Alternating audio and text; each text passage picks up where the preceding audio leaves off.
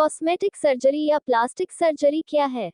उसकी प्रक्रिया क्या है? कॉस्मेटिक सर्जरी वैकल्पिक सर्जरी के अन्य रूपों की तरह किसी की उपस्थिति में शारीरिक परिवर्तन शामिल है।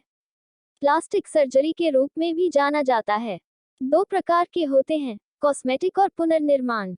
उत्तरार्ध में किसी प्रकार की चोट और या बीमारी के बाद व्यक्ति की स्वयं की भावना को वापस करना शामिल है। पूर्व जन्म के साथ पैदा हुई भौतिक विशेषताओं को दूर करने की क्षमता की अनुमति देता है। एक तरह से पूर्व इस बात का सबसे आगे प्रतिनिधित्व करता है कि कैसे प्रौद्योगिकी में परिवर्तन मानव शरीर में परिवर्तन की अनुमति दे सकता है। यह सर्जरी सभी प्रकार की होती है, जैसे स्तन वृद्धि और लिपोसक्शन में प्रोस्थेटिक्स के उपयोग से लेकर सर्जरी के गैर आक्रामक रूपों जैसे लेजर बालों को हटाने या यहां तक आंखों के चश्मे की आवश्यकता को खत्म करने के लिए आंखों के लेजर सुधार तक। हालांकि इनमें से कोई भी कीमत के बिना नहीं आता है।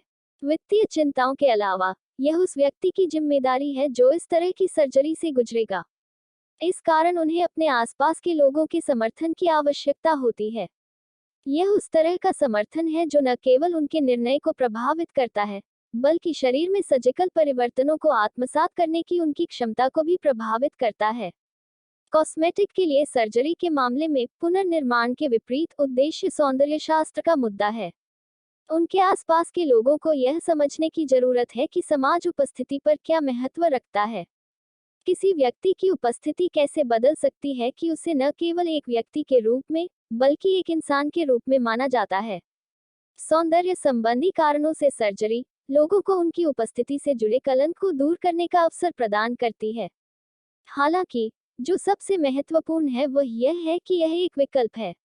कई पूरी तरह से मान्य कॉस्मेटिक उद्देश्यों के लिए सर्जरी के संबंध में इसके विपरीत तर्क प्रस्तुत किए गए हैं।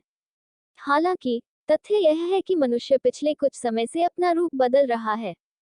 कॉस्मेटिक सर्जरी महत्वपूर्ण है, न केवल वह जो हासिल कर सकती है, बल्कि इसलिए कि यह उस व्यक्ति द्वारा की गई पसंद है जो इससे गुजर रही है।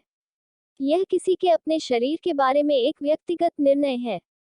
व्यक्ति के लिए उनकी सहायता प्रणाली के बाहर एक और विचार यह है कि उन्हें प्रत्येक प्रक्रिया के लिए उपलब्ध विभिन्न प्रकार की सर्जरी में जितना संभव हो उतना व्यक्तिगत शोध करना चाहिए। उदाहरण के लिए, नियोजित वर्तमान सर्जिकल तकनीक और संभावित कानूनी प्रतिबंध, जैसा कि अक्सर सिलिकॉन प्रोस्थेटिक्स के मामले में होता है। इसके अलावा प्रत्येक तकनीक के पेशेवरों और विपक्षों का वजन। अंत में, सर्जन खुद। वैकल्पिक सर्जरी के किसी भी रूप के साथ हमेशा एक प्रारंभिक परामर्श की सिफारिश की जाती है।